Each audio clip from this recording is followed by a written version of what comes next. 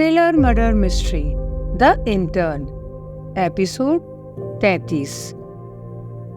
Vasco की आश्चर्य की सीमा ही नहीं रही। वो अपने मोबाइल में आए उस मैसेज को कई बार पढ़ चुका था।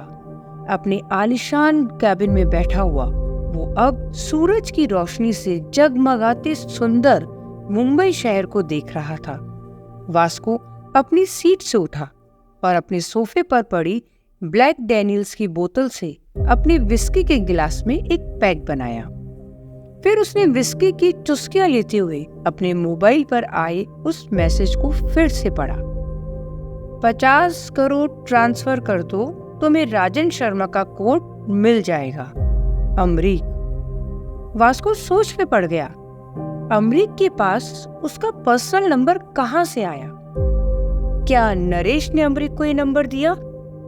और ये अमरीक अब इतना दुस्साहसी हो गया था कि वो उसे डायरेक्ट मैसेज कर रहा था। नरेश के ख्याल से वास्को को रितु की याद आ गई। रितु ने ही नरेश के उस साइबर अटैक को टाइम पर विफल कर दिया था। वास्को ने तुरंत रितु को फोन किया। Ritu, come to my cabin now. Vasco ने बिना रितु के उत्तर सुने अपना इंटरकॉम रख दिया।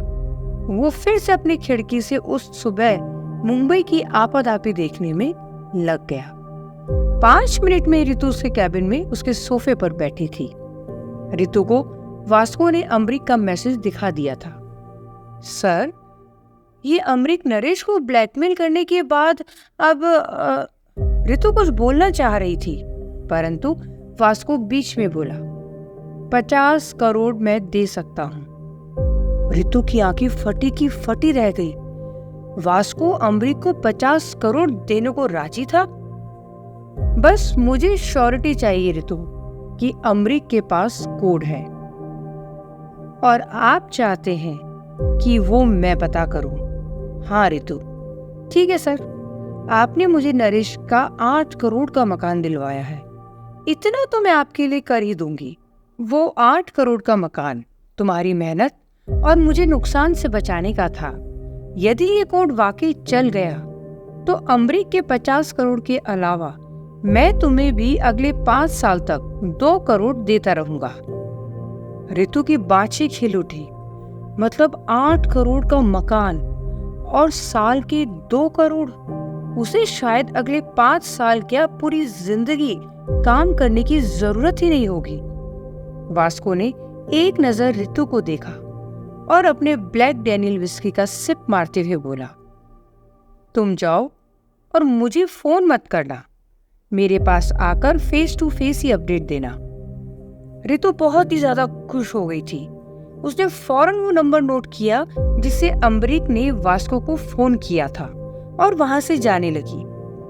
और हाँ, एक बात और, वास्को रितु से बोला। रितु तकरीबन दरवाजे पर पहुंच गई थी। यस सर, बोलिए।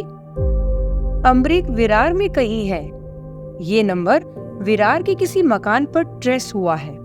मैं तुम्हें एड्रेस दे रहा हूं, तुम वहीं चली जाओ। रितु रुक गई।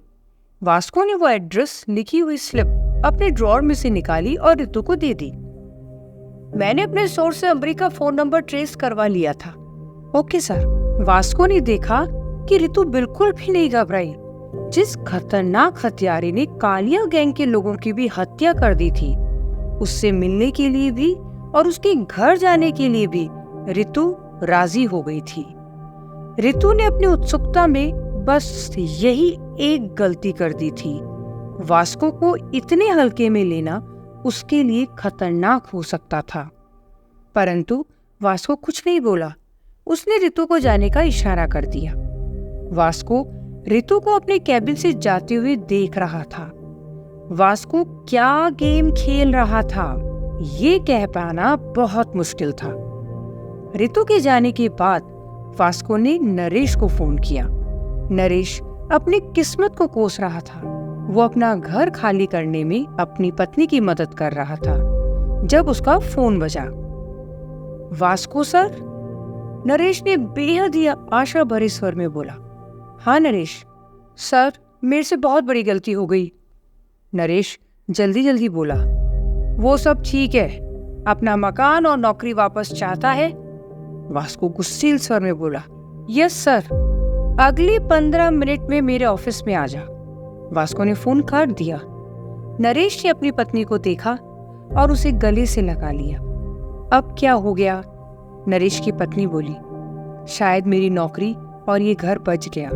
वास्को ने बुलाया है। नरेश फौरन ही घर से निकल गया। उसके हाथ में पट्टी बंधी थी, परंतु किसी भी दर्द की परवाह किए बगैर क्राई पहुंच गया और 15 मिनट खत्म होने से पहले ही वास्को के कैबिन में बैठा था। मैं वाकई बहुत शर्मिंदा हूँ सर। उस अमरीक ने मुझे मेंटली तोड़ दिया था, इसीलिए नरेश, मुझे सब पता है। तुझे फौरन ऋतु का पीछा करना है। क्या सर? हाँ, वो ऋतु क्या सोचती है मुझे समझ नहीं आता। नरेश को ये सब किसी फैंटेसी के समान लग रहा था। आखिर ये सब हो क्या रहा था? वास्को नरेश के पास आकर बोला, नरेश, तू मेरा पुराना वफादार है और ऋतु को आए हुए 1 साल भी नहीं हुआ है। मैं कुछ समझा नहीं सर, आप क्या कहना चाहते हैं?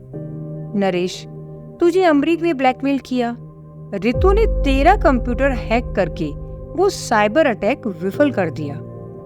हाँ सर, तेरा कंप्यूटर हैक। नरेश को अब वास्को की बात समझ आ गई थी, क्योंकि नरेश का कंप्यूटर भी वास्को की तरह ही सिक्योर्ड सर्वर पर था। उसको हैक कोई बहुत ट्रेंड हैकर भी आसानी से नहीं कर सकता था, जब तक कि वो पिछले कई महीनों से ऐसी कोशिश ना कर रहा हो। राइट वास्को, मैं समझ गया। हाँ नरेश, ये लड़की पिछले कई महीनों से तेरा और मेरा लैपटॉप हैक करने की कोशिश कर रही थी। वो कुछ दिनों पहले ही सफल हुई थी। उसने मेरा लैपटॉप इसलिए हैक नहीं किया क्योंकि फिर वो फंस जाती। नरेश को वास्को अब किसी भगवान की तुल्य लग रहा था। अब मैं क्या करूं सर? बोलिए। तुम ऋतु का पीछा करो। उसको मैंने अमरीक से नेगोशिएट करने के लिए भेजा है। नरेश पूरी तरह से कंफ्यूज हो चुका था, परंतु उसे ये मौका छोड़ना नहीं था। उसे वास्को का ये काम करना ही होगा, क्योंकि उसे भी अमरीक और ऋतु दोनों से बदला लेना था। तुम्हें ऋतु और अमरीक को रंगे हाथों पकड़ना है। और वास्को ने अपनी ड्रॉर में से अपनी सब कॉम्पैक्ट पिस्तौल निकाली और नरेश को दे दी। समझ गया सर, उन दोनों को खत्म कर देना है। हाँ नरेश, यदि जरूरत पड़ी तो। परंतु वास्को,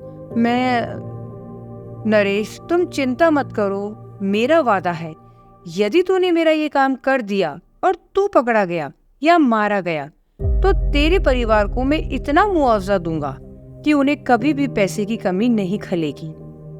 नरेश के चेहरे पर संतोष का भाव आ गया। वैसे भी उसने सावित्री से अवैध संबंध रखकर अपने परिवार को धोखा ही दिया था। ये अच्छा मौका था उनके लिए कुछ कर गुजरने का। नरेश ने वो सब कॉम्पैक्ट पिस्तौल ले ली।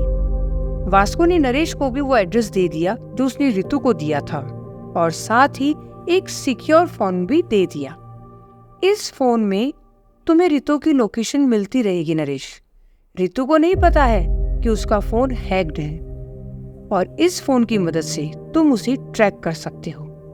वास्को के चेहरे पर कातिलाना भाव थे। नरेश ने वास्को को बहुत ही गलत समझा था। वास्को ऋतु की सच्चाई इतनी जल्दी समझ गया था। अमरीक ने सही कहा था कि नरेश कभी भी वास्को नहीं बन सकता। नरेश को जो कुछ समझ नहीं आया वो वास्को को आ गया। वास्को ऐसे ही नहीं, इतनी बड़ी फार्मा कंपनी का मालिक था। नरेश वहां से बाहर निकल गया। उसके पास अब एक मिशन था और उसे वो किसी भी कीमत पर सफलतापूर्वक पूरा करना था।